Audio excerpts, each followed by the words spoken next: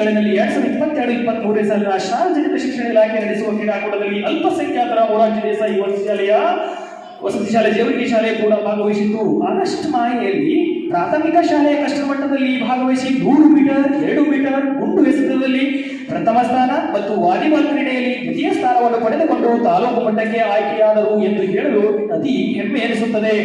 ಪ್ರೌಢಶಾಲಾ ವಲಯ ಮಟ್ಟದ ಕ್ರೀಡಾಕೂಟದಲ್ಲಿ ಭಾಗವಹಿಸಿ 100 metre, 200 metre, 15 metre, 3000 metre, 800 metre ಪ್ರಥಮ ಸ್ಥಾನ ಮತ್ತು ವಾಲಿಬಾಲ್ ಥ್ರೋಬಾಲ್ನಲ್ಲಿ ದ್ವಿತೀಯ ಸ್ಥಾನವನ್ನು ಪಡೆದುಕೊಂಡು ತಾಲೂಕು ಮಟ್ಟಕ್ಕೆ ಆಯ್ಕೆಯಾದರು.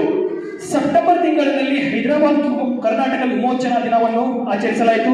ಸೆಪ್ಟೆಂಬರ್ ಮಾಹೆಯಲ್ಲಿ ತಾಲೂಕು ಮಟ್ಟದ ಕ್ರೀಡಾಕೂಟದಲ್ಲಿ ಭಾಗವಹಿಸಿ 100 metre, 200 metre, 800 metre, 1500 metre, 3000 metre ಓಟದಲ್ಲಿ ಮತ್ತು ಗುಂಡು ಎಸೆತದಲ್ಲಿ ಪ್ರಥಮ ಸ್ಥಾನ ಪಡೆದು ಜಿಲ್ಲಾ ಮಟ್ಟಕ್ಕೆ ಆಯ್ಕೆಯಾಗಿ ನಮ್ಮ ಶಾಲೆಯ ಕೀರ್ತಿಯನ್ನು ಹೆಚ್ಚಿಸಿದರು.